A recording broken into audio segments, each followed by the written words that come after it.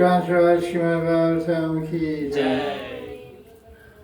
So this Saturday Bhagavatam class, September 6, 2025, and we're discussing 5th Canto Bhagavatam, chapters 13 or 16, 17, 18. Yeah. It's about this is the big numbers chapters. It's astronomical numbers and phenomenal explanations. Mangoes as big as elephants and that's right. And their juice fills the whole. Begging charity. So, Always. oh, that's a good answer. Okay. Let's see what's going on. No more Bard Maharaj, no more deer, no more Shavade, no more Jadbharat, no more farce of material enjoyment, no more allegory of King Prachin, Bharat, Shad. All that good stuff is behind us. Now we're approaching halfway point of Bhagavatam. 6 cantos halfway.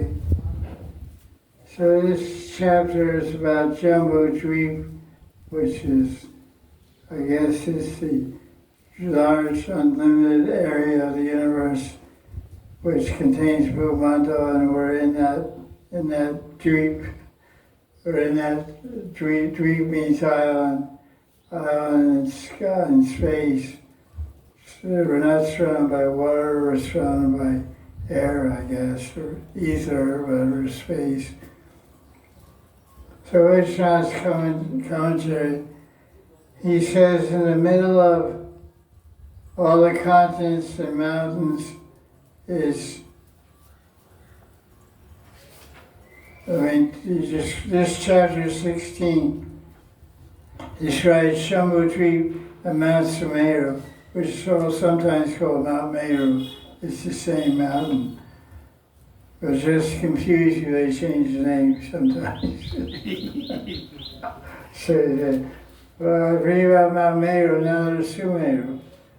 It's like, I might sometimes say you're good, sometimes I say you're very good. So Gopal's good. Who's this very good Gopal? That's another Gopal? No, it's the same Gopal. He's good and very good. So there's Meru and there's Sumeru. Meru's already pretty big and good, but Sumeru, just to remind you, it's 60,000 miles high and stuff like that. It's pretty good, good size.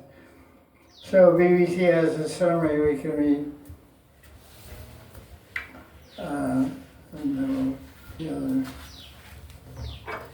That's been necessary.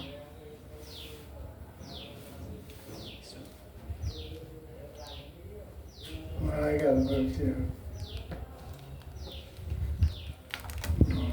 Where's the page where I see it? Oh, it's there. Okay, good. Sparky infinity. That's no page number. Okay, 16. We have a narration of all the chapters of Bhagavatam. It's called Bhagavad Leela. So the 12 cantos of Bhagavatam, 355 chapters are all described and outlined there. And that's on my website, Mahanidhi Babaji, and the title of the folder is called Bhagavad Leela. So folder number 2 just contains the 5th canto, 6th canto, etc. There's 4 folders, I think, Bhagavad Leela 1, 2, 3, and 4. So here's the summary of description of Jambudweep, chapter 16.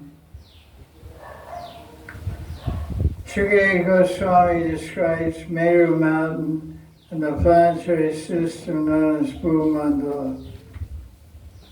Bhumandala is shaped like a lotus flower, has 7 islands, which are surrounding the center of the lotus. In the middle is Jambu Dweep, is the middle of Bhumandala. Jambu Dweep is famous for the mountain Meru or Sumeru, which is made of solid gold. How tall is Mount Sumeru? 84,000 yojans. How many miles is 1 yojan?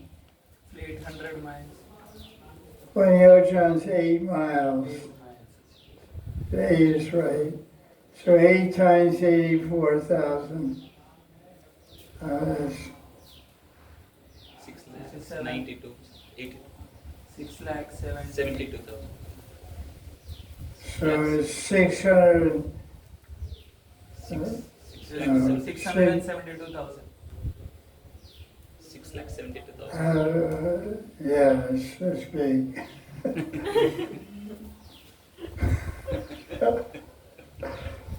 That's pretty good. And it's like everything's pretty fantastic in this chapter. That's the idea. This is called the Wow chapter. Wow, and next chapter is Wow, wow. And the next chapter is Wow, wow, wow. So this is the time to be wowed. Surrounding Mount Sumeru are 4 mountains known as Mandara Mountain, Meru Mandara, Suparsha, and Kumuda. On these 4 mountains are trees, a mango tree, which is 8,000 miles high, a rose apple tree, which is, rose apple, what's that?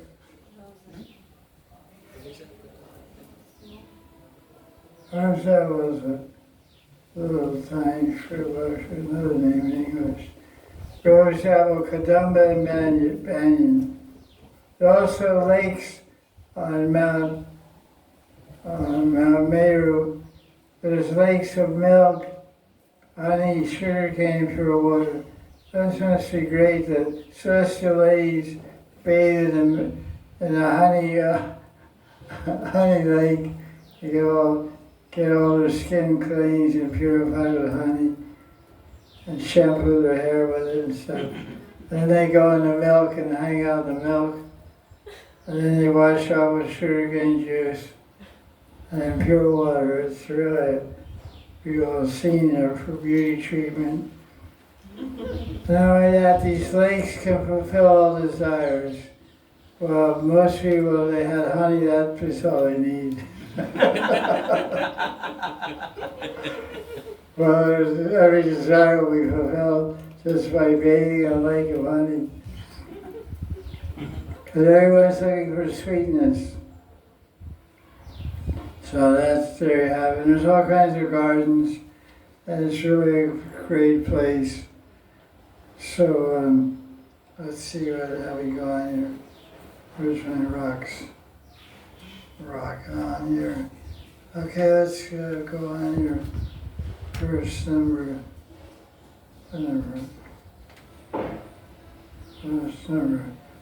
2, 3. Verse number 3. Okay, verse number 3. Nice breeze, beautiful. So, this verse number 3 says, I'll read Prabhupada's translation, it's easier to understand. When the mind is fixed on Krishna in its external feature of the modes of nature, which is Virata Rupa, the mind will become fixed in pure goodness. In that transcendental position, one can understand Vasudeva Krishna, who is self-effulgent and beyond the three modes of nature. Oh Bhagavan, this is, I guess, Parikshit is praying here. Parikshit is speaking to Shukadev. He's saying, oh Bhagavan, which means Bhagavan Shukadev, please describe vividly how that spirit, that Virata covers the entire universe. How is it to be perceived? The Prabhupada's commentaries, which are similar throughout the book, he says,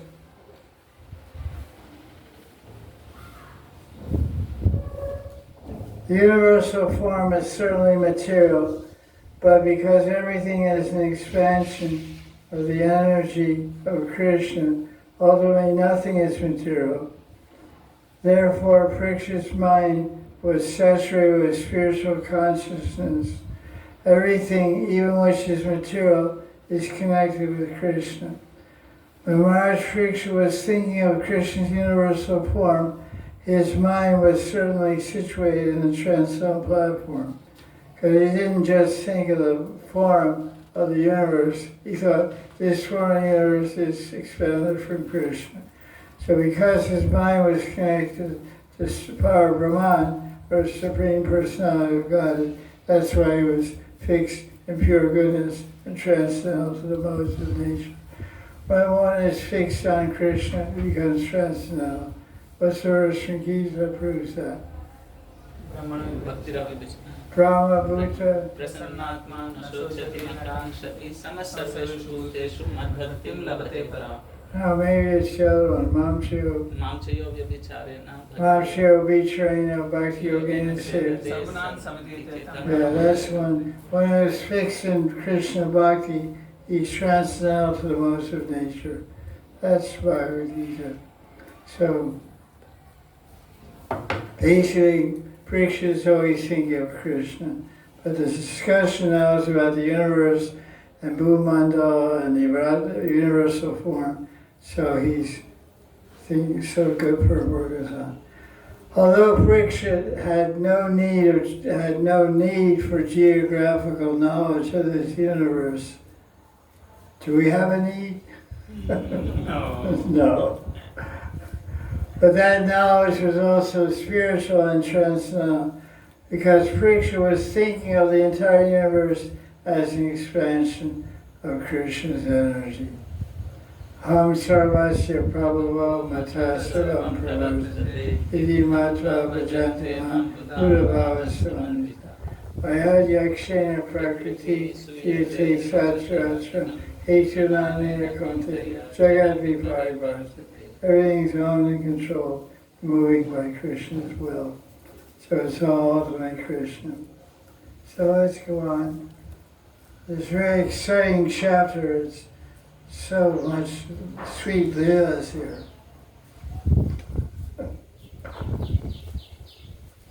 Mango juice, honey. Let's look at 14. Oh, Parikshit, best of Bharat dynasty. He's already said all that. These lakes on Mandara mountain are full of honey and all that stuff. And all the Gandharvas and celestial beings go there and bathe and get all mystic cities just by bathing there. The Devas go with their wives and enjoy in those gardens. Yeah. Have a good time. Party time. There's a mango tree. Mangoes as big as mountain peaks. I was listening to my narration on Bhagavad Gita. I was reading this part and I said, mangoes as big as mountain peaks. That would keep you fixed, that would keep you set up, and give you enough mango shakes for all year. That's how my narration. I was laughing. These were recorded 9 years ago. 9 years ago recording. I was in a very funny mood those days. I was very carefree and happy, unlike now. Now it's so much headache in my head and stuff. I was just reading, so that's a lot of language. It's such a departure from the serious narration of the summary, you know. It sounds quite yours. And so all that nectar, mango shakes are flowing from the trees. So let's see what Prabhupada says about this. 565, I read that already. 563. It's okay, let's go on now to verse, page,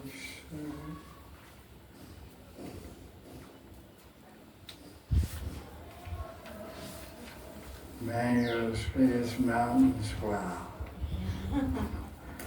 We all dreams of that night tonight.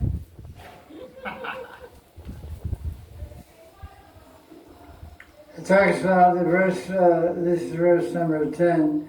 It talks a lot about all these different mountains, Mayavan, Gandhamadana. Gandhamadana is where the story of who takes place. Gajendra. Smart, nice answer. Gajendra Moksha takes place on Gandhamadana, the mountain, which is somewhere in Bhumandal, somewhere, by Mount Meru or something like that. It's way out there. It's not like in South India and stuff. There's a lot of elephants running around Sadhguru's ashram. Gandhamada. You have a mountain in South India called Gandhamada, Madan, I think. But it's way far away that took place.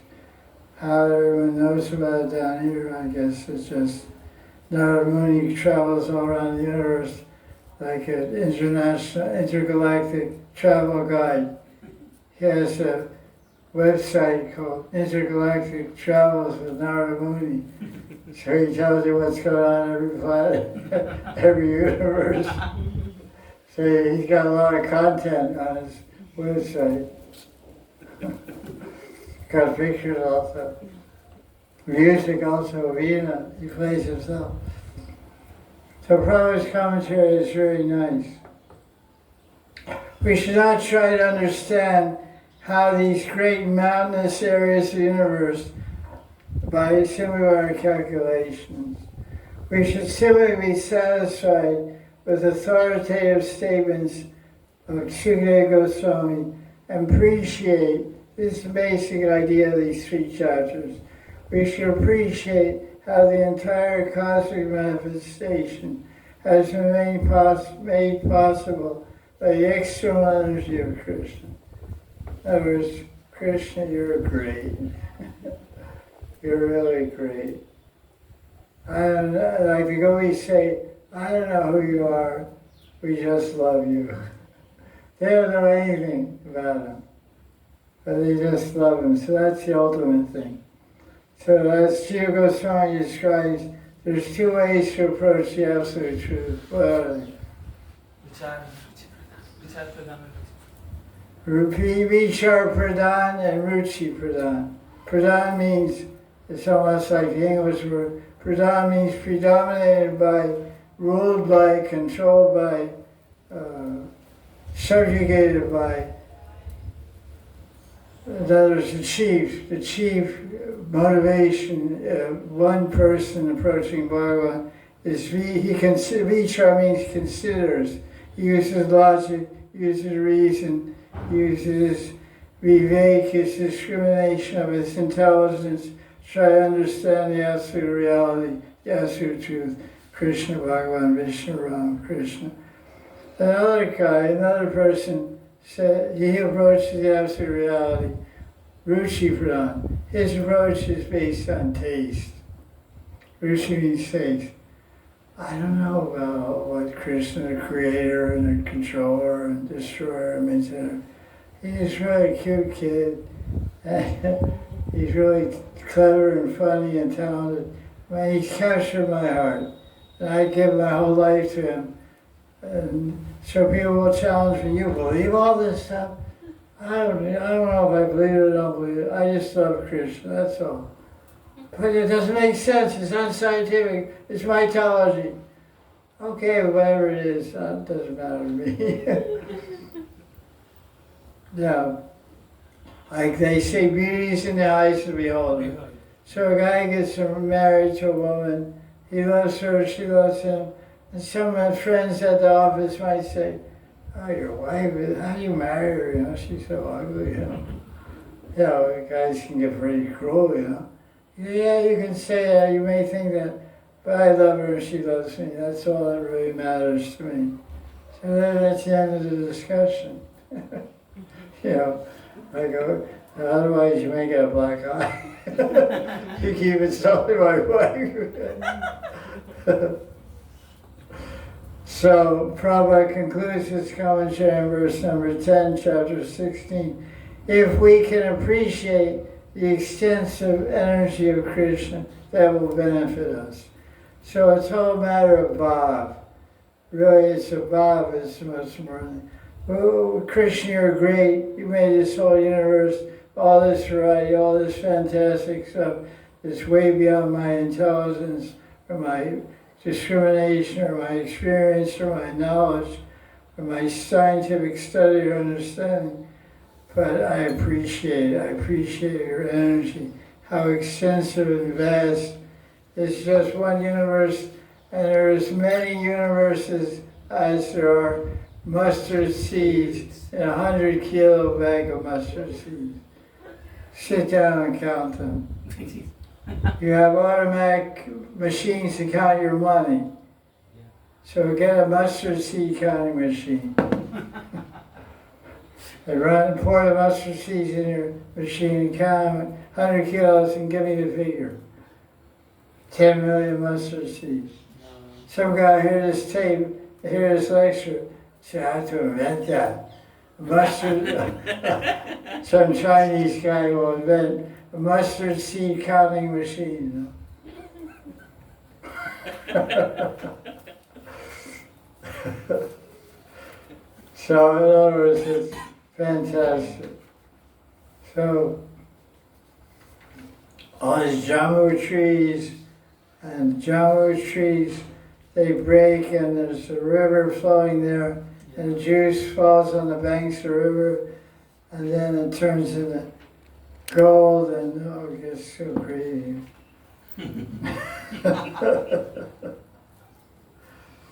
The rivers come down from the top of the mountain, and because they're flowing rivers, if you because there's rivers of milk, rivers of yogurt, rivers of honey, rivers of ghee, rivers of molasses, rivers of grains, rivers of clothes, rivers of bedding. You should build your house near that river. With clothes. Go fishing for new dresses. Your fishing pole. Oh, you got a big one. Oh, it's a golden lead. Sorry, well, okay. Ornaments. Ornaments. Bedding, singlace, ornaments. All objects of desire are flowing in rivers. Oh, that's good, boy. In our earth planet, we have polluted rivers. They're rivers of saris, dresses, shirts. Can catch diseases. Huh? Can catch disease. What's it again? Can catch disease, not sorry. Can catch disease. Yeah, not sorry. Huh? Can get disease. Disease. You can illness, sickness. No, that is also not there. No illness, no sickness, no untimely death, no old age, no disease. I mean, in our rivers you can catch sickness, not sorrows. Oh, from our rivers. Yeah. Yeah, you bathe, you die, you know. So now chapter 17 is a little interesting. It's about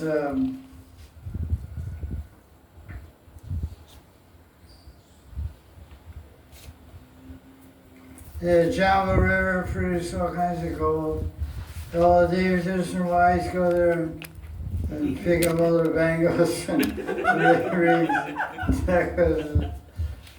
It sounds ideal. Oh my God. 575. I was in for probably. That's my. I mean, what imagine seeing a place like that. Mind blowing. Or is it, right?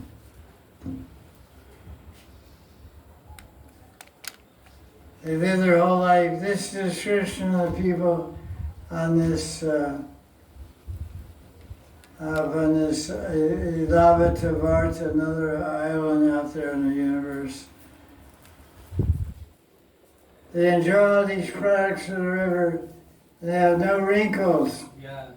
Okay. No gray hair. No gray hair. I can't. No fatigue. No perspiration. No old age. No disease. No calometry. No untimely death. No cold. No heat. No loss of refulgence. No troubles. Live their whole life with unlimited happiness. How boring. Yeah. No fights, no breakups, no makeups, no fake-ups. Maybe they have not recognized. There's no makeup industry there. No fights. Makeups. Oh, no makeup industry. No makeup, fake-up. Makeup, no. Makeup. Everything's real there. Yeah. Now you have push-ups.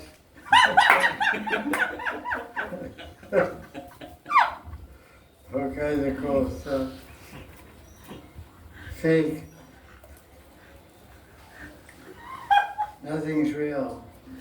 Descent of the Ganga, chapter 17. Let's look at the chapter summary from BBT. I love that BBT. Okay, it's exciting. This is close to home. Gange, Gange, Gange, Gange, Gange, Gange. Mama Ganga ki jai. It says in the Skanda Puran, even if one is 800 yojanas away from Ganga River, if he or she says Gange, Gange 3 times, you get the benefit of bathing in Ganga. Gange, Gange, Gange, Gange. Mama Ganga ki jai. So. Okay, well, a quiz question. How did Ganga come here? From heaven. Vamandir. Whose birthday was it the other day? Vamandir. Vamandir. Vamandir Mahadwadasi. So he was taking a walk one day. He took one step and covered the whole earth planet. Took another step and poked a hole through the universe. And the water, and then, I don't know, I think Brahma saw Vishnu's foot and took his kamandalu and bathed his foot, and the water in the kamandalu, in the water pot of Brahma was Surjuni Ganga or something like that. Some say Virajya River. Oh yeah, Virajya River. It is from the causal ocean. It drops. Yeah, across the ocean. Karna Samudra it's called. Why is it called causal ocean? Because from the Brahma took On one side of the causal ocean, everything has no cause. Yeah. On the other side, everything's cause. Which side are we on? Cause and effect. Causal side. So the Karna ocean separates the material world, which is cause and effect, day and night, happiness and sadness and duality, and it's from the absolute realm of the spiritual world. It's called Karna Samudra. As we cross over that, it's a big swim. As we fit to make it. So, he pierced the covering universe with the toes. Which foot? Left foot. Left foot it is. They say put your left foot forward. Usually they say right foot. Right? Maybe he's lefty, I don't know. And then the cosmic ocean came through and fell on the head of Lord Shiva. Shiva. I mean, and then the drops came out of his hair, became Ganga. Ganga River inundated heavenly planets called Suraduni Ganga. Duni means river and Sura means celestial, heavenly. And it came to Mount, we went to Mount Meru and divided into 4 branches, Sita, Alaknanda, Chakshus, and Vajra.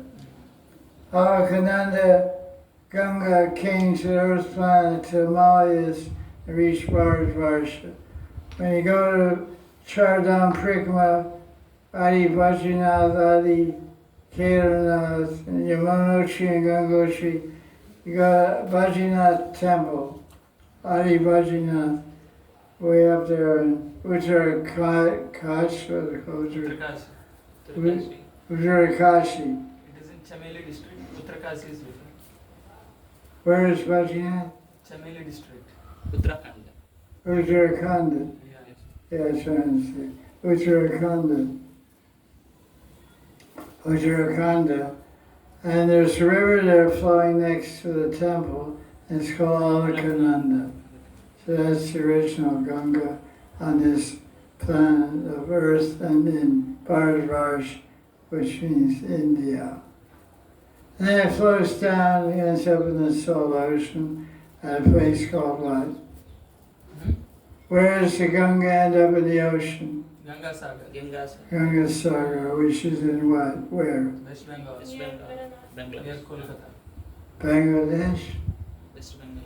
It's near the border. It's West Bengal, It's near border. south of Calcutta. Near Kapila Muni's ashram.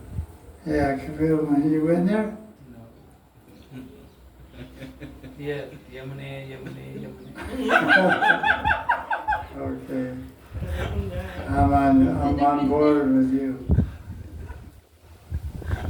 Every incarnation of Krishna gives his mercy to the 9 varshas of Jambudvipa. This is an interesting place. Watch out for this place. This is Bhumanda, Jambudvipa. There's another island called Ilavrita Varsha. There's only one guy there. Who is it? Lord Shiva. Hanuman. Who else is there? Parvati. Hanuman. Hanuman is Kim Purusha. No Hanuman there. Hanumani. Yeah. No male, only Lord Shiva. There's only one male, Shiva, and billions of women. Okay, let's go.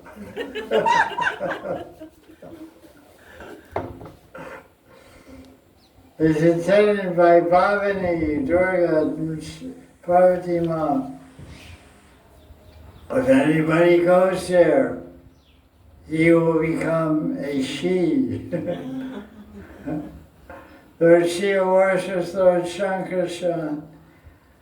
And one of the prayers he offers is, "O Bhagavan, please liberate all your devotees from material life and tie up all the non-devotees to the material world. Without your mercy, no one can be released from Maya." Okay, let's start the chapter here. So that was the chapter summary.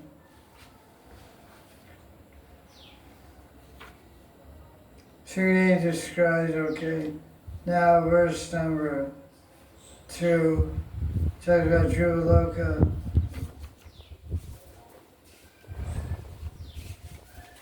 Dhruva is pretty ecstatic.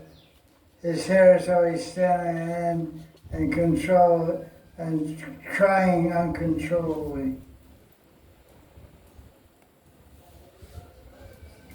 The 7 great sages, which are called the Saptarishis, they respectively hold the Ganga on their jata, their matted locks. Prabhupada's commentary on this. Oh, it's Prabhupada's translation. The 7 great sages, who are they? Atri, Marichi, Vasishta, Bhrigu, Bhrigu, Pulasya, Pulaha, Pulasya, Pula, Kratu. Kratu. That's it. Thank you. They reside on the planets beneath True Loka. True Loka is called the pole star. When you look up in the sky at night, the brightest star is called True Loka, pole star. And if you trace your finger off that, you find what they call the Big Dipper. Yeah. Big Dipper is like a ladle you go to Kittal, and there's 4 dots to make a water pot. 1, 2, 4 dots like this, and there's a handle with three stars going 1, 2, 3. Looks like a spoon to scoop out down. It's called Big Dipper. Those are each planets of Atri, Marichi, Bhrigu, Kratu, Vasishta, etc.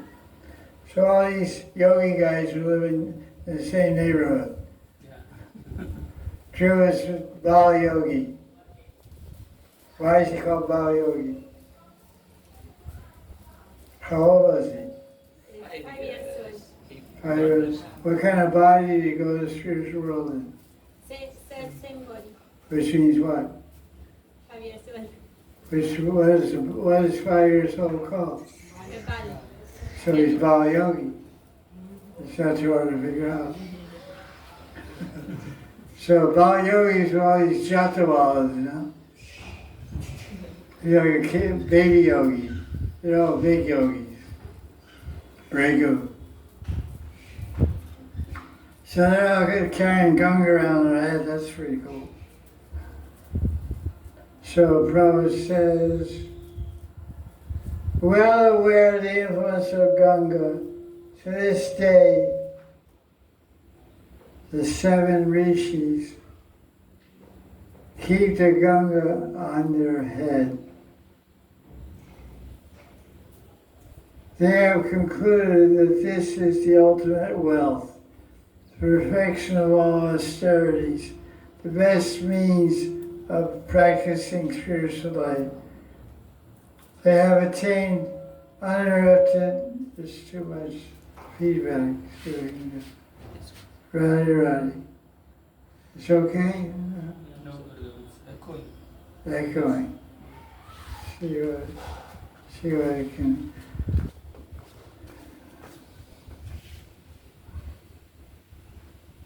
Radhe Sham, Radhe Sham, Radhe, Radhe, Radhe, Radhe. Radhe Shri Radhe. That sounds pretty good now. Thanks. Thank you. Okay. Now text 4. So how is it going to get here? It's described. It was carried through heaven by billions of celestial airplanes, and finally reached Brahma's place atop Mount Meru. Wow. Just like now when they have forest fires in California and other places, they have airplanes that scoop up water. They land on a lake, they open the bottom of the airplane, it's like a big bucket, and scoops up the thousands of liters of water, and it flies up and opens and drops on the forest fire. So they did that with the Ganga. That's not a new thing. They're water airplanes. They had this in the Bhagavatam. It says Viman. The verse number 4 says Sahasrakoti Viman. Sahasrakoti. Sahasrakoti means million, and Sahasra means 1,000. 1,000 million airplanes were collecting water and dropping on Mount Meru. Then one branch divides into 4 branches, and then one branch comes here.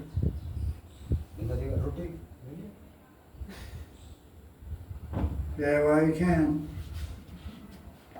So let's repeat. Listen to this, verse 12. The Devatas live for 10,000 years. They have bodily strength as strong as 10,000 elephants. Their wives they enjoy intimacy with their wives, but there's no kiddies. Kiddies don't come till the last year of their life. When they're old and about to die, they have a kid. Interesting. Yeah, I don't really know all these. They're 10,000 years old, they look 15. So they have a kid when they're 15, but they're actually 10,000. 9,999. That's really good.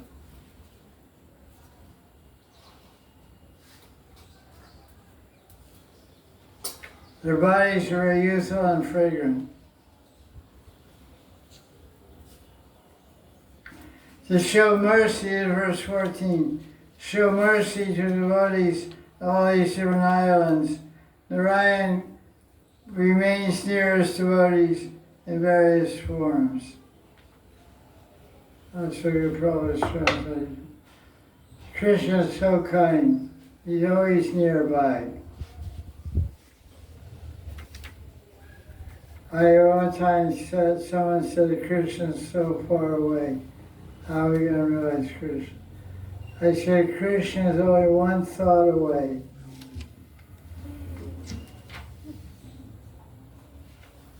All you have to do is think of him and he's there. But who does that? Not too many people. Here's Prabhupada's translation of 14. To show mercy to his devotees, Krishna as Narayan expands himself into Vasudeva, Shankarshan, Pradyumna, and Aniruddha. In this way he remains near his devotees to accept their service. And Prabhupada explains how he appears as a Murti wherever anybody wants to worship him. The Murti is none different from Krishna. And in the commentary, Prabhupada quotes Rupa Goswami's Bhagavad Bhagavatam, which is not quoted by Krishna, but he says, translation, this verse from Bhagavad Bhagavatam to Rupa Goswami is a quotation from Padma Puran. He said, in Vaikuntha Loka,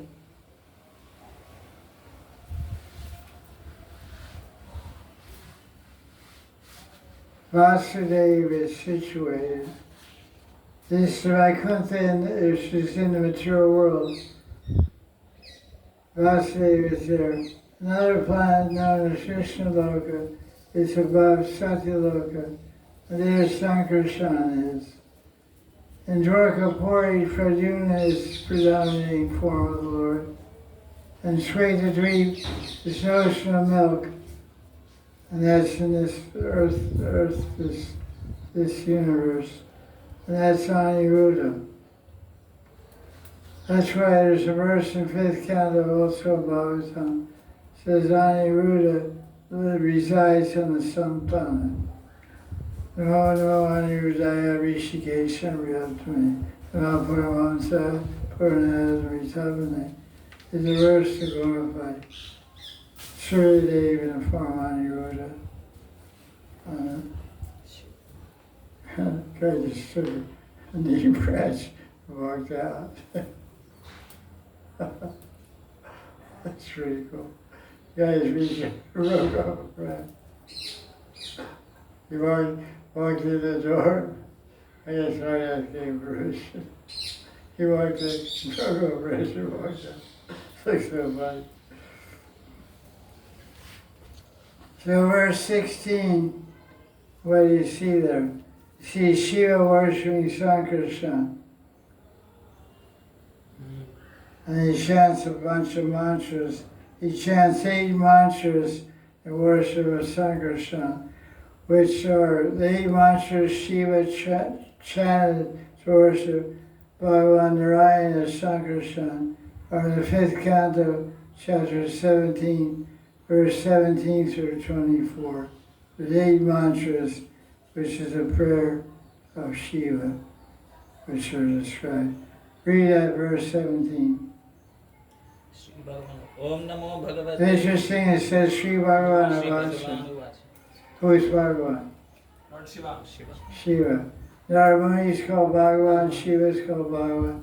Any great person is called Bhagavan. Sometimes even gurus are called Bhagavan. So this is Sri Bhagavan Avacha. Go ahead. Om Namo Bhagavate Mahapurushaya Sarva Guna Sankhyanaya Anantaya Avyaktaya Nama iti. Okay, good. Thank you. Translation.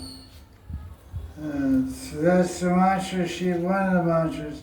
All respect to Bhagavan Sri Krishna, the great Purusha, the revelation of all qualities unlimited and unfathomable.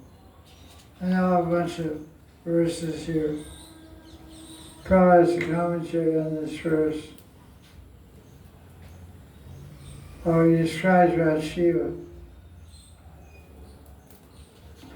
When we see a picture of Shiva, I really like his commentary in 16 by Prabhupada.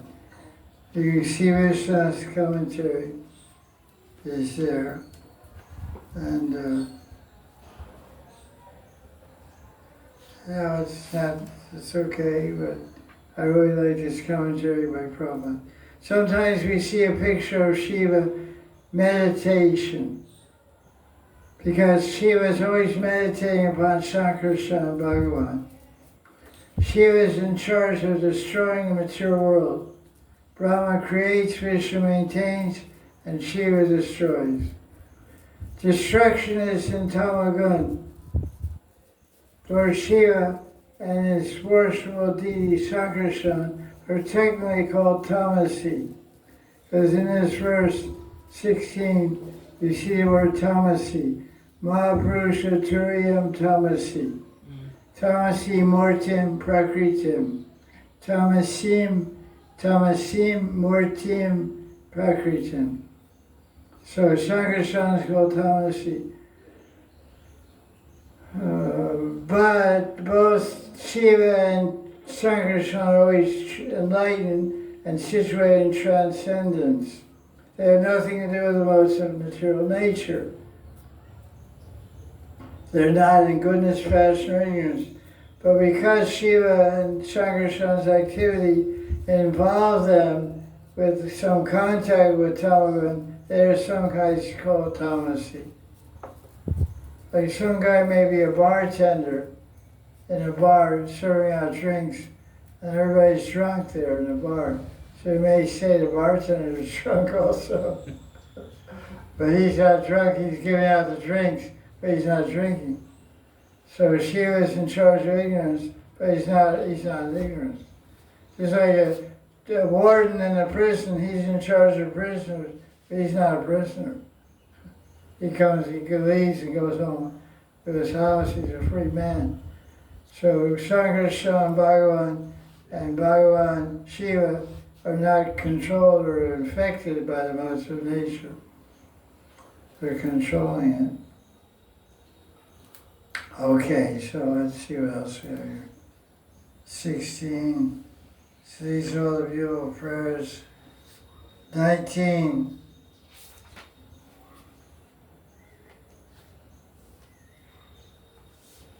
Prabhupada's translation 19 is very nice. You can look in your book. Shiva is saying, O Sankarshan Bhagavan, we cannot control our anger. And when we look at material things, we can't avoid feeling attraction or repulsion. So, but you are never affected in this way. Although you glance over the material world to create, maintain, and destroy it, you're not affected in the slightest degree. One desires to conquer the forces of the senses, must take shelter of the lotus feet of Krishna, then one will be victorious. That's a fact. Okay, let's go on here. This is going to the philosophy here. Verse number 21, read that. Let's hear some Sanskrit here. Yamahurasya Yamahurasya sthiti janma samyamam tribhirvihinam yamanantam rishaya naveda siddharthamida kvachit sthitam bhumandalam mudha sahasradhamasu. Okay. So that's about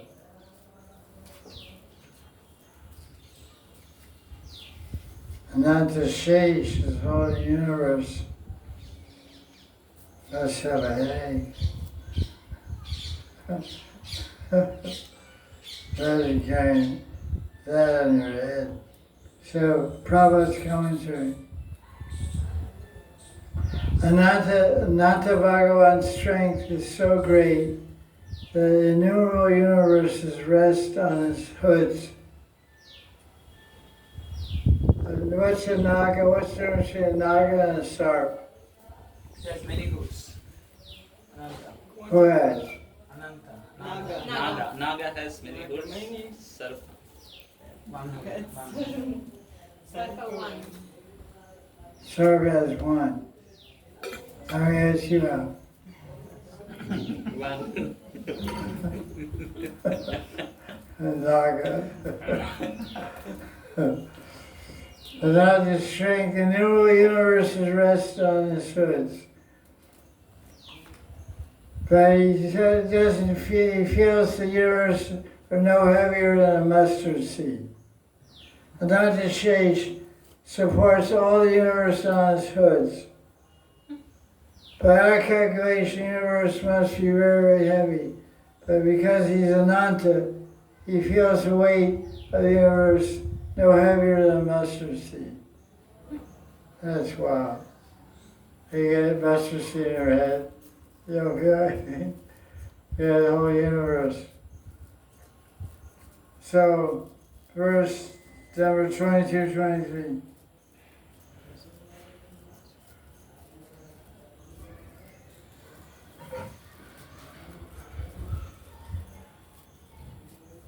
Sankarsana Svyana Gunas, he's the shelter of Sattva.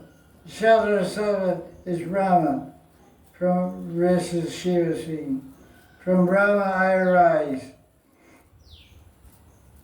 I am personification of Ahankara, another form of Ruja.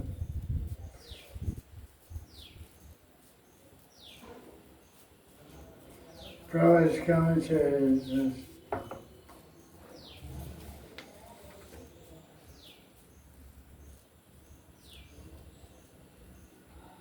Okay.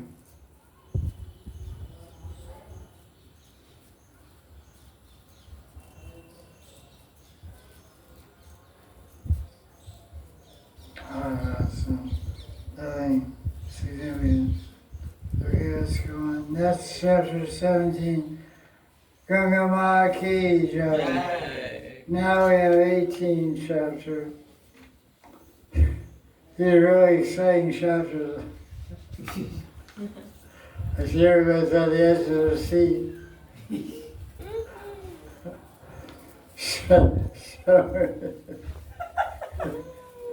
So here's chapter 18.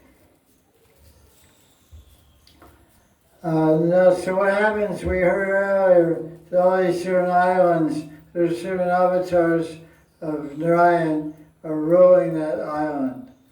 And to be with it, and there's devotees of that form, we're living on that island. And so now this chapter 18 describes different forms of the Lord that are scattered throughout the universe, basically, on Jambudvip. And then there's Vajrashva Varsha, Hayagriva lives there. And then Hari Varsha, the Sringadeva lives there.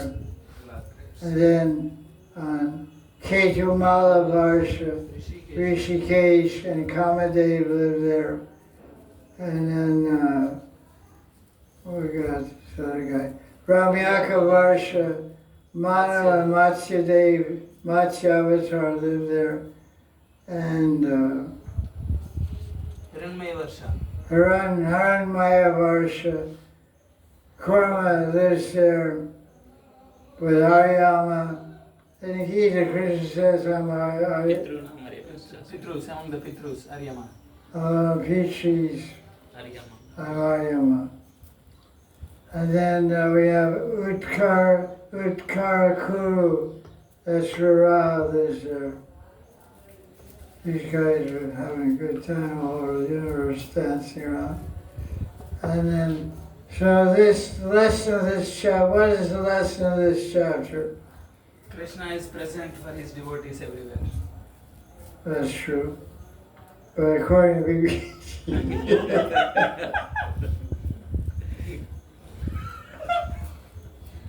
You should preach and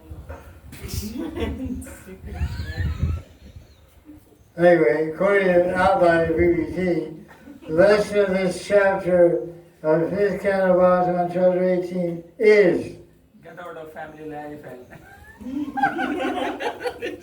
yeah, it's ready to say what I am. I'm surprised you're reading. Are you hearing it? Get out of family life. Take complete shelter of Krishna. is calm. It's easy to say that. So, be careful, you may get caught in there. Yeah.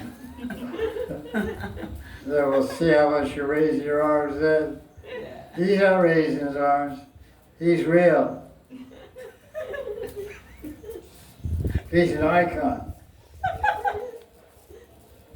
So look at verse number 3. Sounds familiar. Sounds like Yamaraj and Yudhisthira. Read the Sanskrit, that's a good one. Aho vichitram bhagavati chestitam gnantam janoyam himishanna pashyati dhyayanna sadyarhi vikarma sevitum nirhritya putram pitaram jijivishati. How astonishing it is, Aho Vichitram. Though seeing death, one does not really see death. The action of Krishna. Since meditating on sinful acts, one desires to enjoy material life even after burning his father and son. Sometimes the son dies before the father. Yeah. Nobody's used to it. It's unfortunate. Text number 4, read the Sanskrit there. Vedanti Vishwa. Vadanti vishvam kavayasmanaswaram pashyanti chadhyatmavido vipaschita tathapi muhyanti tavaja mayaya suvismitam krityamajam natosmitam. The learned sages say that this material world is temporary. Those advanced in spiritual knowledge see it as temporary. But even the learned are bewildered by Maya. O unborn Bhagavan, offer respects to you, whose action is so amazing.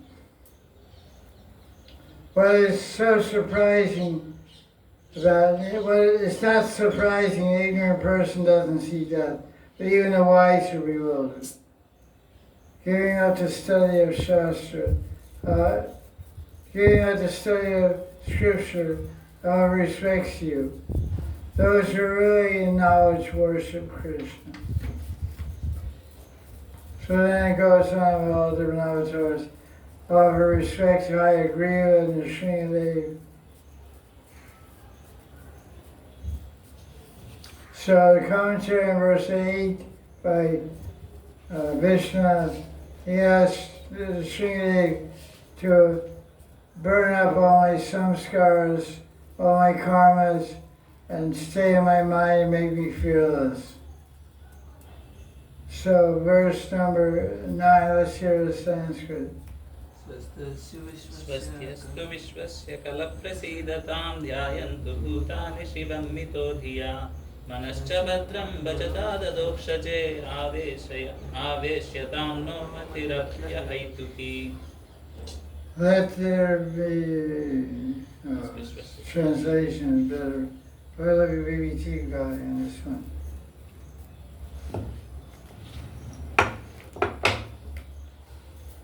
Hey Krishna Govinda.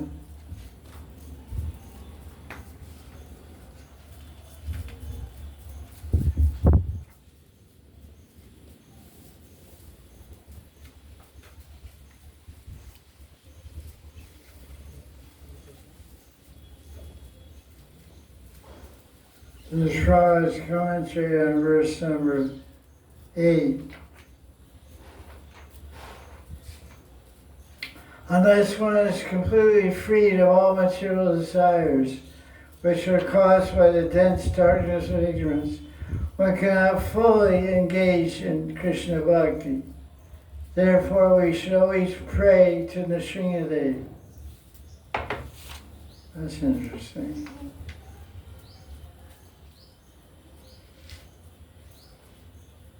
Who killed Hiranyakashipu, who was the personification of material desires. You ever hear that before? That's a pretty interesting idea. Hiranyakashipu is the personification of material desire. So who killed him? So what do we follow? Material desires. So, Namaste, Namaste, Gaya. Hiranyakashipu Bhakta Shilatankana Kalaye Ito Nrsimha Bharato Nrsimha Yato Yato Mintato Nrsimha Vahir Nrsimha Hridaye Nrsimha Nrsimha Madim Saranam Prapati. Hey devotee, listen, this is very important. Commentary of Prabhupada, text 8. Hey devotee, is that you guys? Yeah. Raise your hand. Raise your hand. Aspiring to be free of material desires. Now you're not raising your hand. Should offer this prayer to Nrsimhadev, as Prahlad Maharaj did in this verse. This one is the Prahlad Maharaj. Yes, so. That's what he said. That's what Prabhupada said. Just repeat. In the before verse, Prahlad is mentioned there. That's right. In the before verse. What verse? 7th verse.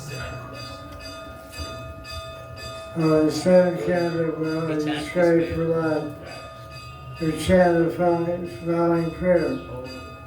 I wonder if this prayer is inside the canto. No, Guru. Om Namo, yeah, here only. No, what I mean to say, this prayer number, it takes 8, because Prahlad is described in the 7th canto. So now this prayer is in the 5th canto. So my question is this prayer in the 5th canto repeated in the 7th canto? There your phone? Look it up. Where's the phone? Look at the prayer. Oh, I know this prayer. Yes, this one. Om Namo Nrsimhaye Namaste Tejri Abhidhamma Bhava Vajranaka Vajranasaka Vasharanda Tomagra Sagra Samsa Alayam so strong. I remember reading this Bhagavatam in 1975, the first time I read about Bhagavatam. I saw it, saying devotee wants to be free of material desires should memorize this prayer. So I memorized it. I still know it 50 years later. I memorized in 1975. So you guys should memorize it. Respect your guru. Yes, Gurudev. Fifth canto, chapter 18, verse number 8. Om Namo Bhagavate Narasimhaya Namaste Abhava Vajanaka Vajramsa Karmasya Randaya Tamograsa Gasan Swaha Avayavali Avnidisham Shram. Shrom. Om Shrom. Last one is Shrom. Yeah, Shrom. Shrom is the Bija mantra in Srimad. Shrom, the Shrom part. KSH. Shrom.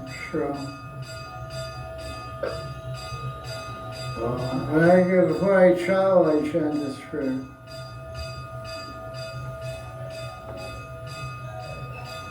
It's from the fifth canto. Yes.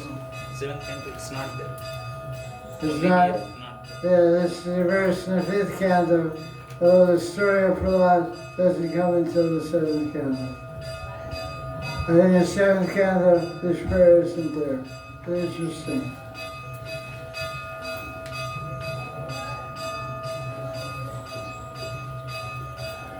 So, look at verse number 9. Let's hear the Sanskrit for that one. We heard. You read it already?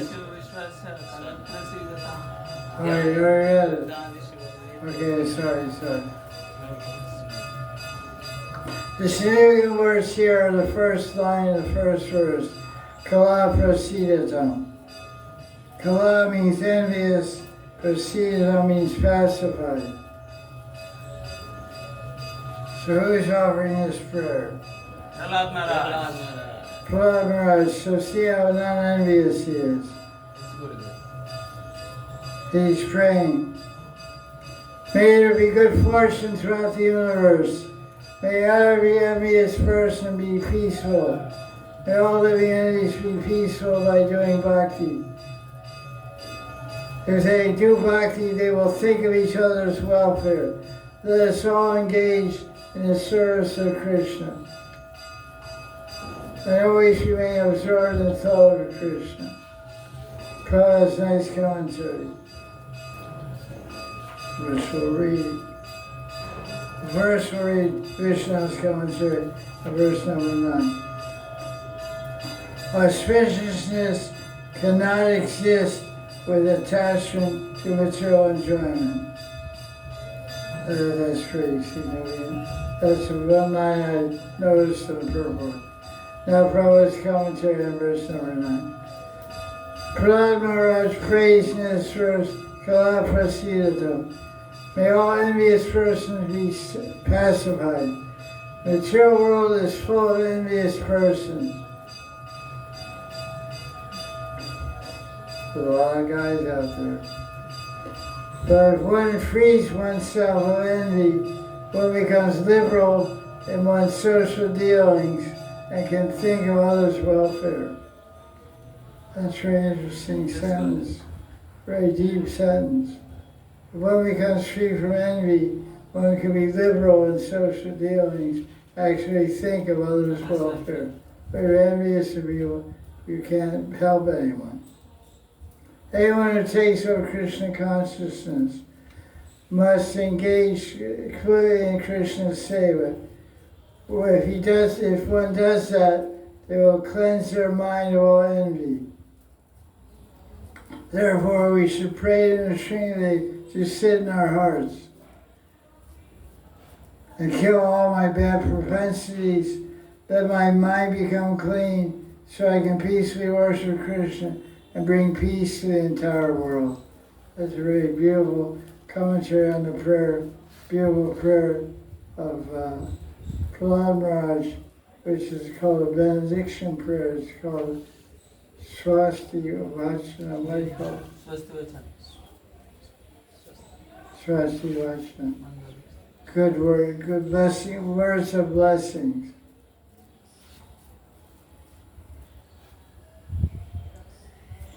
Vishnu Chakravarti is given a nice purport in this regard, Prabhupada says.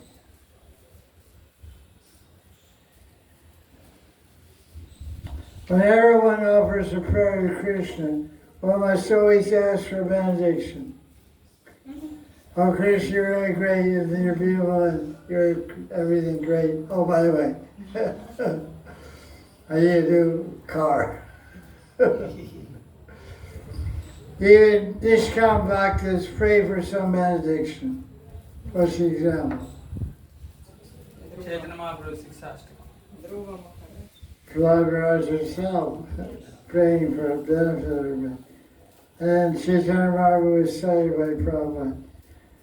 Ai Nanda Tantra Kinkaram Patitam Maham Vishweva Kriviyavta Bhadavangata Sijadoi Sarjamashintya. Oh Krishna, you're a son of Nanda Baba.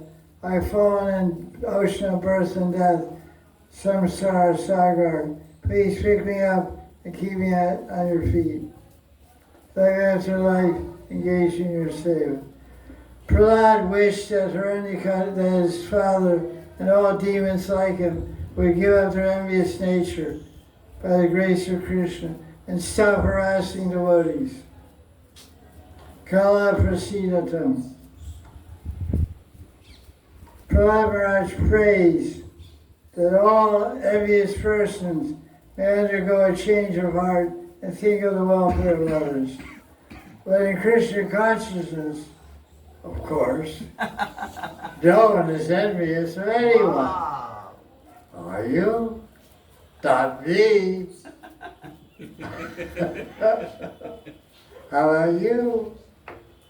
No, not me. Hey, look at that dress she's wearing. It's solid gold. That's very costly. I should have that. Everyone should think of the welfare of others. Therefore, Prahlad prays that everyone's mind may become gentle by being fixed on Krishna's lotus feet. That's really nice commentary on Prabhupada. I like that. Really, really nice. That was verse number 8. 9. 9. So verse number 10. Therefore, attached to Krishna devotees, we won't be attached to our house, our wife, our children, or money. Yeah, because devotees will take your money, take your house, take your wife also. So you go back and get these houses. Take your money, your house, your wealth, your wife. If we have associated devotees, if we have, then we should not develop attachment to wife and house and kids. Gradually, these things will be destroyed. Oh, wow. Sounds dangerous. Verse 12. Check it out, Sanskrit.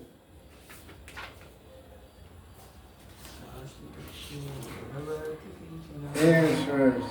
यस्यास्ति भक्तिर्भगवती न किञ्चना सर्वैर्गुणैस्तत्र समासते सुरा हरावभक्तस्य कुतो महद्गुणा मनोरथेनासति धावतो बहिः. Okay, all the Devatas and their good qualities live in the pure devotee of Krishna. Non-devotees have no good qualities because they're chasing Maya on the chariot of their mind. Mano Ratena. Rath means chariot, Mano means mind. Davato means to run or chase. Bahi means externally. Davato Bahi, they're running externally. Fourth line of verse 12. So they're running fast. They're always trying to get faster cars, faster planes, faster boats, faster sailboats. The Devatas of the senses like Rudra, who is the devas of the ego, reside with all their good qualities and no bad qualities. Thus, the bad qualities of pride arise from ahankara do not arise. Was a verse describing the Guru, 11th Canto by Krishna to Acharya Mam Vijaniya Navamanyat Kanchi. Acharya Mavikanya Navamanyat Navamanya Takarachit Namatya Vidya Suryata Namacha Bhujya Suryeta Sarvadeva Mayaguru. So the Guru is described as Sarvadeva Mayaguru. All the devatas are within the form and mind of the Guru, blessing him, guiding him, protecting him, favoring him.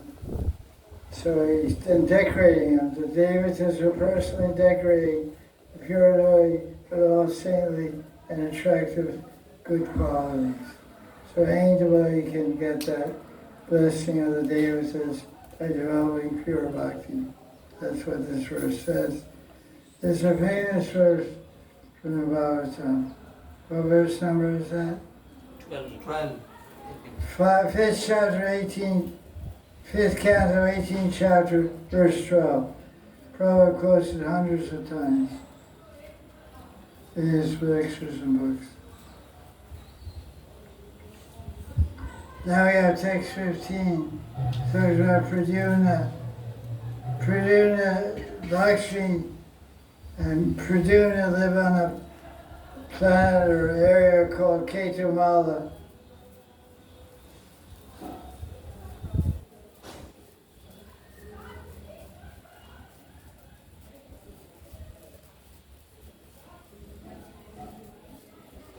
The commentary of Vishnu, the verse itself,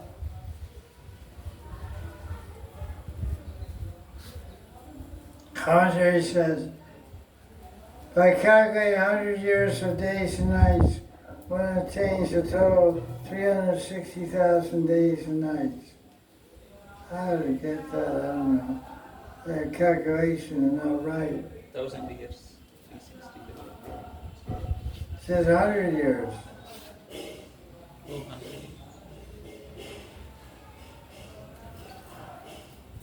100 years, there's about 365 days in a year. Times 100, how much is that? 365,000 days. No. 365 times 100. 100, sorry. 36,500. Yes. Wait, Jack. 365 times 10 is 3,650. And that times 10 is 36,000. So 100 years is 36,000 days and nights. So why does it say 360? Mistake, Guru. Yeah. Verse says, the number of 360 human lifespan days and nights. That should be 36,000. That's what I thought. Just wanted to point that out to you. Let's see what Prabhupada's book said. Verse 18, 16, 15. 15.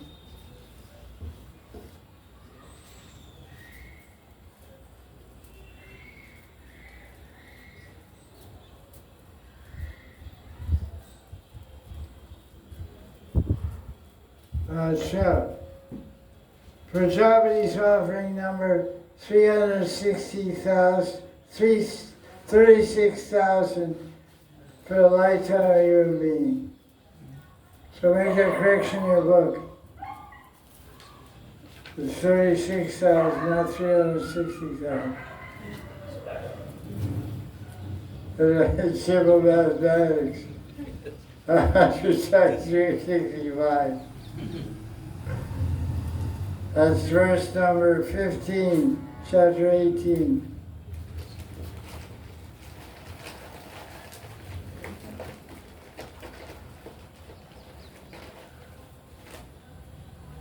Amazing, huh? Gotta keep your eyes open. By worshiping Krishna, one will attain forms of Krishna's devotees for serving Krishna and prema in the spiritual world. This is the result of worshiping Krishna. That's the commentary of Vishnu. Okay, let's look at verse 17 now.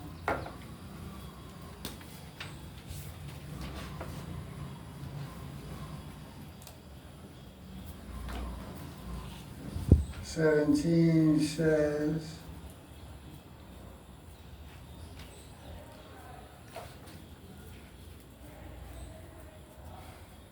to accommodate Chandra mantras. Prabhupada's commentary on 17. There's a word in the verse.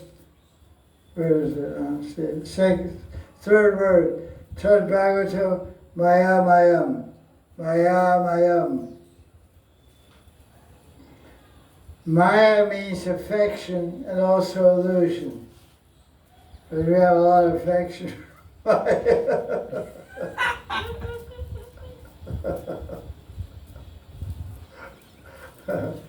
So Maya means affection. The most affection is illusion. That's a great thing. Jiva Goswami says, I say, Prabhupada's commentary. When a mother deals with her child affectionately, she is called Maya Maya. And in Italy they say Mama Maya. They say Mamma Mia. Is that right? Yes, Guru. How do you say it? Tell me. Mamma mia. Mamma Mia. Yes. So it's like Maya Maya. Mamma Mia. Mamma Mia! Where's the pizza?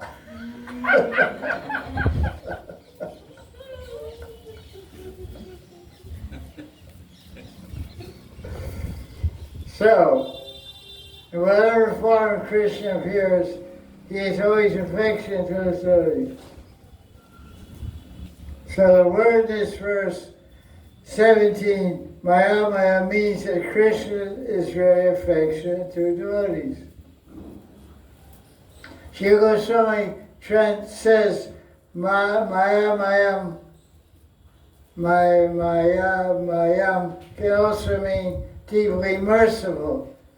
And Vigrahava Acharya says, one who is very affectionate through an intimate relationship is described as Maya Maya.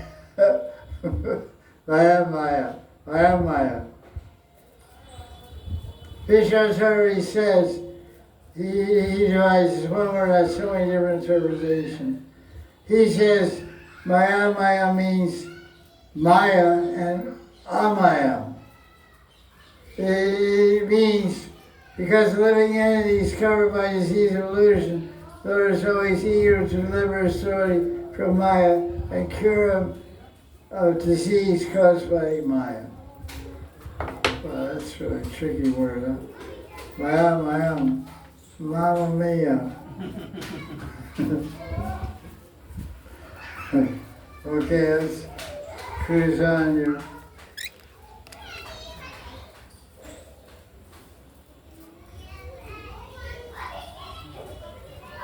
Verse number 18. This is the Rishikesh, the master of the senses. What's going on? Where's Haridas? Haridas is not here, the gate's open. Go get Haridas. No, he's sending Guru. He's sending. They're playing. Hey, go latch the door, lock the door.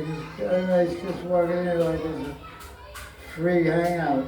It's too late, you have to shut the door. Haridas is sleeping, you know. He's laying back, you know, not even closing, latching the door. Guy got his branch of a tree, kids going. Goats. One day the door was open and like 3 or 4 cows from the yard eating the grass. They look so big inside this garden though. On the street they look so big. They look like huge monsters. I'm like, wow.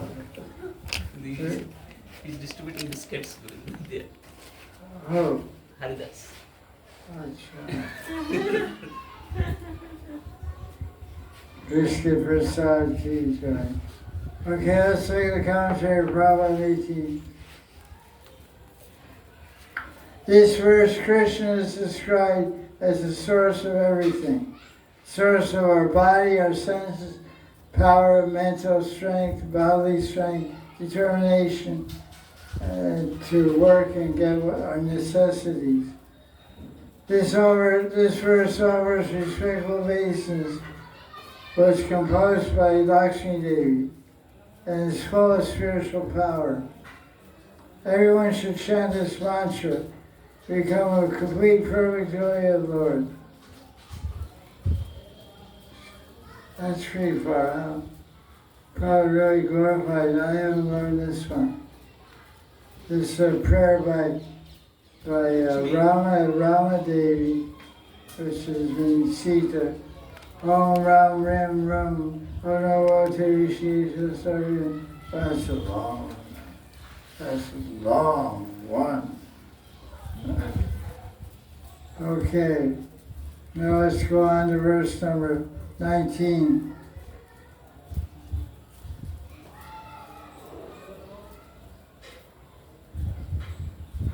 Well, verse 18, commentary Vishnu. Lakshmi Devi chants this prayer to show the merciful nature of Pradyumna, Bhagavan Pradyumna. It's Pradyumna because it's different forms of the Lord. He accommodates material God above. It should say Pradyumna. She always respects, indicating the one will worship, will meditate on the meaning of the mantra according to our relationship. But because it's her husband, she's worshiping to her Canto, accommodate or Pradyumna. Because Pradyumna is husband of Lakshmi. Another person should meditate on herself as a maidservant of Lakshmi and chant this mantra. That's pretty interesting. For maidservants. Verse 19. What is this? That's verse 18. Oh, verse 18. Commentary by Prabhupada.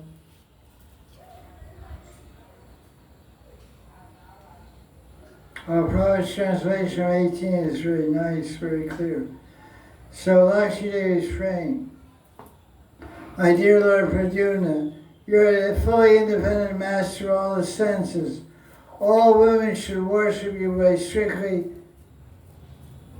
observing vows because they wish to acquire a husband. All women who worship you because they want a husband to satisfy their senses are surely an illusion. They do not know that such a husband cannot actually give protection to them or their children, nor can the husband protect their wealth or duration of life, for he himself is dependent on time, karma, and maya, most of nature, which are all subordinate to you. Prabhupada's commentary. This verse, Rama, Lakshmi Devi, shows compassion towards women who worship Krishna to get a good husband. She said, you're wasting your time. Don't get married. Everyone should really understand Krishna's real husband. All living entities are described as Prakriti, not Purusha.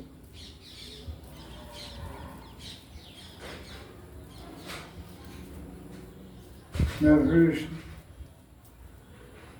So, Krishna is the original Purusha, all living entities are Prakriti. Krishna is the enjoyer, all living entities are meant to be enjoyed by him. Therefore, any woman who seeks a material husband for protection, or any man who desires to become husband or wife, are both an illusion. Sorry about that, go in there. Sorry to deliver bad news. Okay. That's a tough one to swallow there. Don't take it personally. Okay. Now this verse reminds you of Bhagavad Gita 7:5. Avrayamitatvanyam prakriti nidevram Mahadeva Jayate Jagat. 7:5 Gita talks about Prakriti. Are we Prakriti or are we Purusha? Prakriti. How many kinds of Prakriti are there? 3. He said 3. That's pretty cool. That's true, actually. The basic answer is 2. What are the 2 Prakritis? Inferior, Inferior, superior. superior. Who's the inferior? Bhumi, Rapo, You. Vayu, Kama, No. Inferior is earth, water, material energy. What's the superior one? Jiva. Jiva, Shakti. Maya Shakti is inferior, Jiva Shakti is superior. Okay, inferior Shakti is unconscious reality, experience as matter. Superior is conscious living entities who are experiencing the matter. It's consciousness. Matter doesn't have consciousness. The true nature is what? The inferior Prakriti. We have earth, water, fire, air, ether. Okay. So, don't be an illusion. Now there's 20, that's verse 19. 20, 21, let's see what we got here. Okay.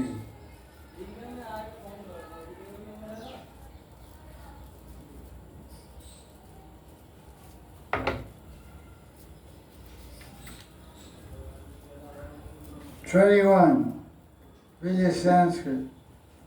यातस्य ते पादसरोरुहाग्नं निकामयेत् साखिलकामलम्बटा तद्येव राशिप्सितमीप्सितोर्चितो यद्भग्नयास्ना भगवन् प्रतप्यते. Okay. Prabhupada's commentary in this verse. Lakshmi Devi advises all devotees who worship Krishna with material desires that according to her practical experience, the Lord is accommodative, and thus there is no need to ask Krishna for anything material. She says that everyone should simply serve Krishna without any motive. Since Krishna is sitting in everyone's heart, he knows everyone's thoughts, and in due course of time, he will fulfill all desires. Therefore, let us completely depend on Krishna's seva without bothering him with our material requests. That's called a totally detached devotee. Like, a totally surrendered. Krishna will provide everything. That's what we call niskinchan. Niskinchan bhakti. Not easy to be like that. That's ideal, but not so easy.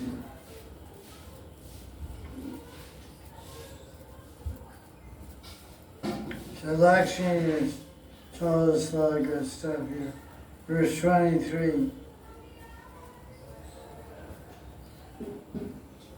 This very interesting commentary of Vishnu in verse 23, chapter 18. It's a very interesting Bob. It's kind of Lakshmi is criticizing Narayan. She's really like angry mood of criticizing Narayan. Listen to it. though worshipped by Brahma and others, I am your wife. Although you reside in my heart, you please put your hand on my head. Your hand is praised as bestower of mercy. So actually, Lakshmi is speaking, what do you say? What's the way to say it? Not indirect when you're speaking indirectly. Parokshavan. Yeah, but English word. She's not speaking what she really means. So Lord Ryan replies to her.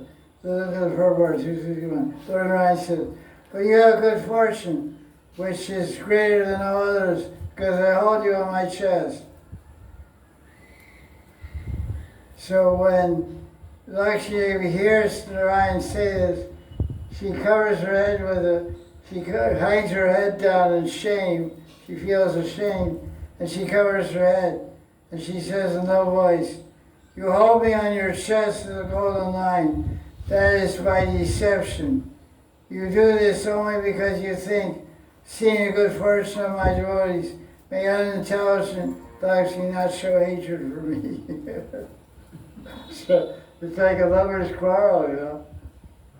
Therefore you allow me on your chest. This was done without sincerity, but no one says this. So who can speculate about your desires? So Lakshmi is really criticizing Narayan. He said, you have a golden line in your chest, it's called Lakshmi Rekha. But that's just a bluff. You don't really care about me, you know. You just put that on so you can show her, look, I really love Lakshmi. You don't care for me.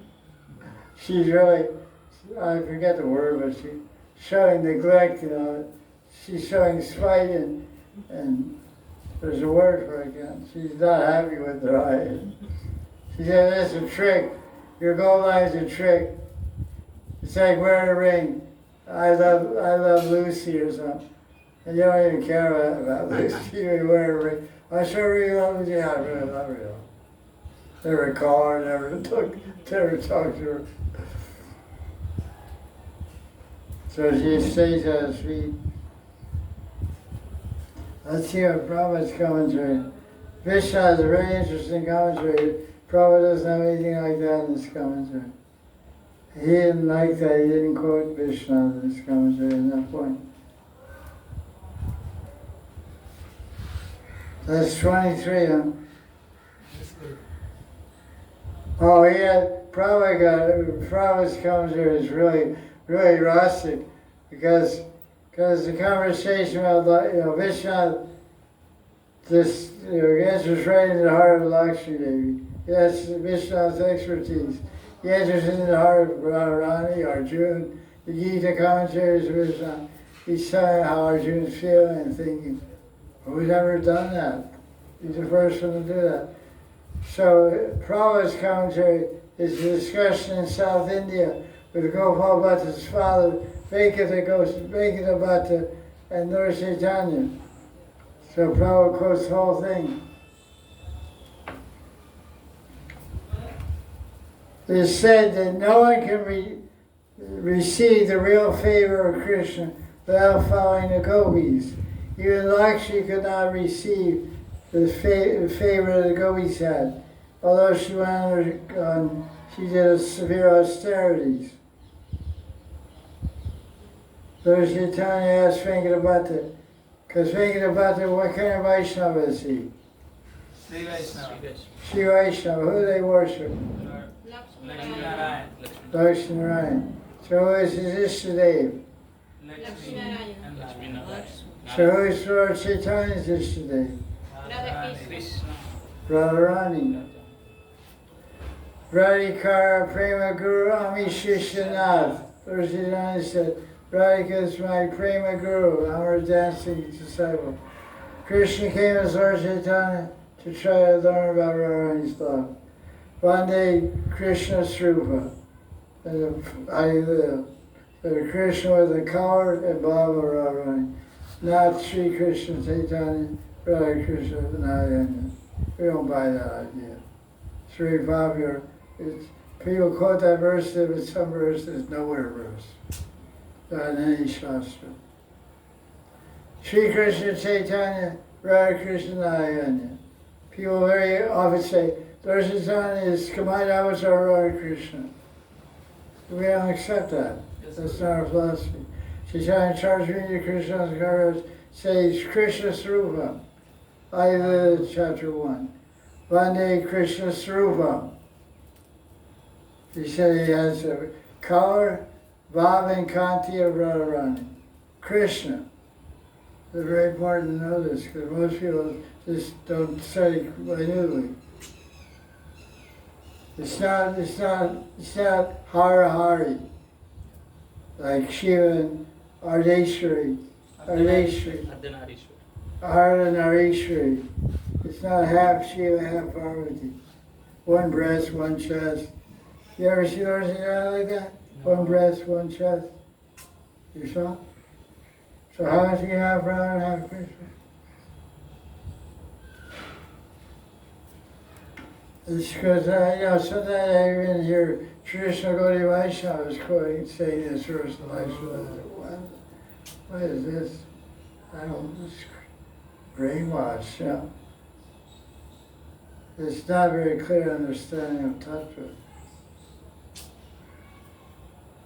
I mean, whatever I know, I learn from my guru. He's a pandit, so I have to respect that. So Lord Chaitanya is asking him, you're worship Lakshmi. She's always on Narayan. She's the most chaste woman in the universe. My yesterday was Krishna, the cowboy tending the cows. Why is it that Lakshmi is so chaste? She wants to associate with my yesterday with Lord Narayan.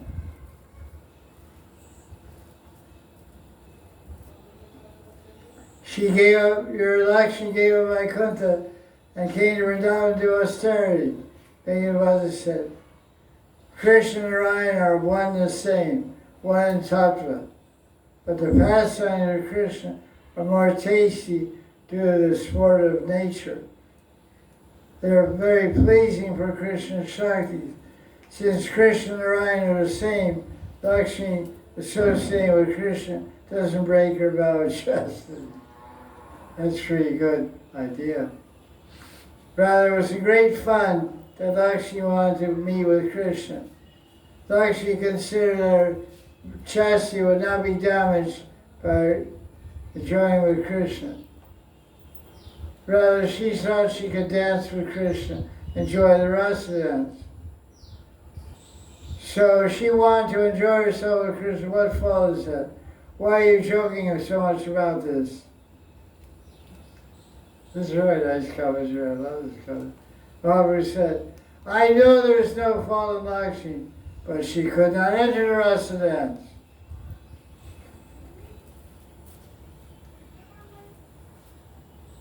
The Shruti Chari, it's on here, power on off.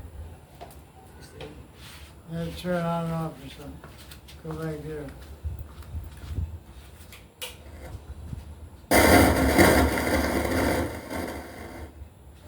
Radhe Sham, Radhe.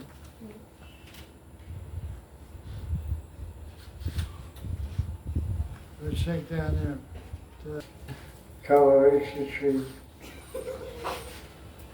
So Chaitanya Mahaprabhu and Venkatapata were having a discussion in South India about why Lakshmi Devi, Yeshadevata of Venkatapata, left her husband Narayan to come to Vrindavan and did the rasa dance. So Venkatapata says there's no fault because they're one in Tattva. Narayan is Krishna, Krishna is Narayan. So whether Lakshmi is with Krishna or Narayan is no, she's still chaste because it's the same person. But Lord Chaitanya said, well, wait a minute. The Dandagranya sages, They did severe austerity and they got entered the rasa dance. But why your Lakshmi couldn't get this opportunity? Bhagavatam said, because Lakshmi did austerity to get into the rasa dance, she couldn't get it. But the sages did austerity and they entered the rasa dance to get gopis. So Lord Chaitanya put Venkatapati on the spot. So he said, oh dear, you checkmated me. I can't move my queen, I can't move my pawn, my knights, my chess game is finished. I don't understand this Rasya Tattva. Please, I'm an ordinary guy, you know. My mind is small. I'm always disturbed. How can I understand Krishna Leela? Krishna Leela is deeper than a million oceans. Lord Chaitanya said, Krishna has one Vishesh Gun, special characteristic. He attracts everyone, the heart of everyone, with his amorous, loving pastimes. By following the Brijvasis, one can attain a shelter of the lotus feet of Krishna. However, the inhabitants in Vrindavan don't know that Krishna is God. Not Yashoda, not Nanda, not the gopis. They just treat him like their son or their lover. The Goloka don't has any other desire than to love Krishna. Prabhupada concludes, the conclusion is that one cannot associate with Krishna unless one gets the favor of the Brijvasis. Who didn't get the favor? Lakshmi. Who got the favor? Dandakaranya rishis. Shiva. You. Yes, Guru. The other Grudgy sages and the Vishakhapatnam sages also. Yeah.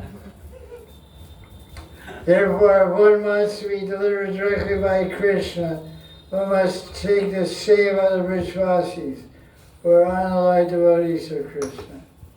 That's a great commentary of Prabhupada. Really sweet, sweet, sweet. So 661.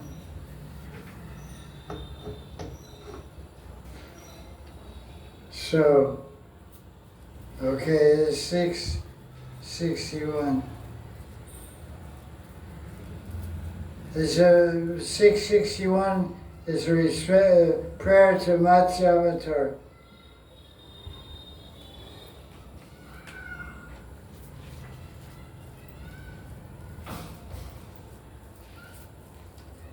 Prabhupada's commentary.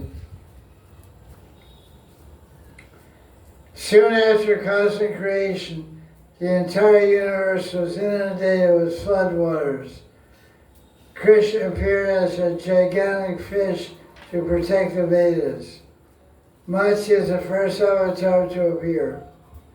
The word Satvaya in the text 25, we have the word, what do we have the word? You have the word Satvaya? Yes, Gurudev. Namasatvaya. Namasatvaya Prana, or just say, oh, excuse me, give me some water. Power went out again.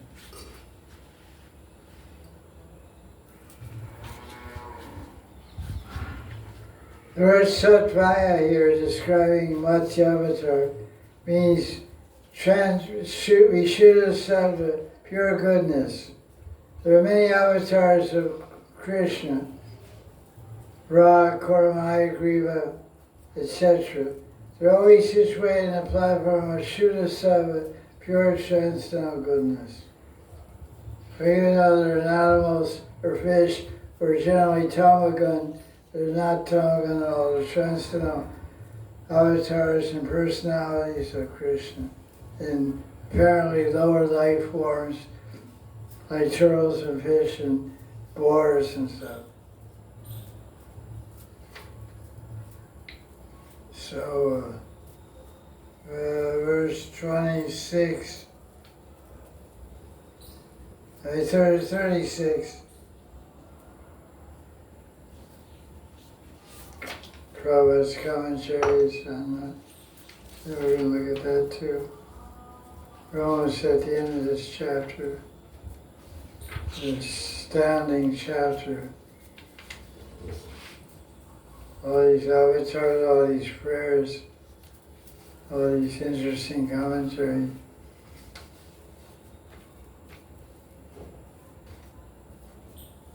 Okay. Verse 36. Let's hear the Sanskrit.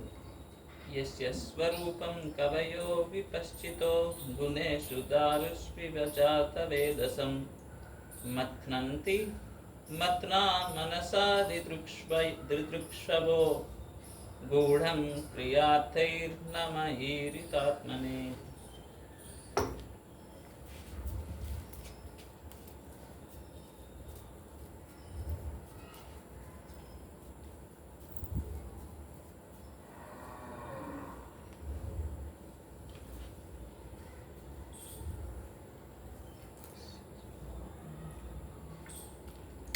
This verse talks about how Krishna remains hidden from most people, like fire is hiding inside wood. Inside 2 pieces of wood there's fire, but unless you do a process of rubbing them together, you won't see the fire. So the verse concludes that Krishna is self-manifested to one who wholeheartedly is engaged in searching for Krishna. He reveals himself. So that's really nice. So we're trying to do that. We're wholeheartedly searching for Krishna. The commentary here, the translation by Madan. Through each desire to see you, make visible your form, which is invisible. Commentary of Krishna. Just as fire appears by rubbing wood, Krishna appears by repeatedly chanting Krishna's name and meditating on Krishna's form. Krishna appears in the mind of a devotee. Devotees make Krishna appear by their determined practice of hearing and chanting and meditation. That's a very nice word for commentary. And verse 37 commentary, Vishnu says, by practice one can see Krishna's form. Just by churning a wood, you keep rubbing wood together, fire comes out. So you keep meditating on Krishna's form, keep meditating, and Krishna sees your sincerity, then he manifests his form. What's that verse from Padma Puran? Atat Sri Krishna Namadi, Navave Gramindre, Seo Mukhe Jivada, Swarame Vaspraya. Swarti, Krishna gets a vision of himself when he's pleased with our chanting and our meditation, our devotional practices. So that concludes chapter 18.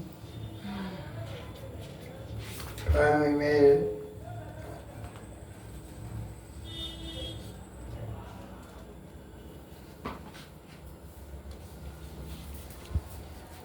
Okay, any questions on these chapters?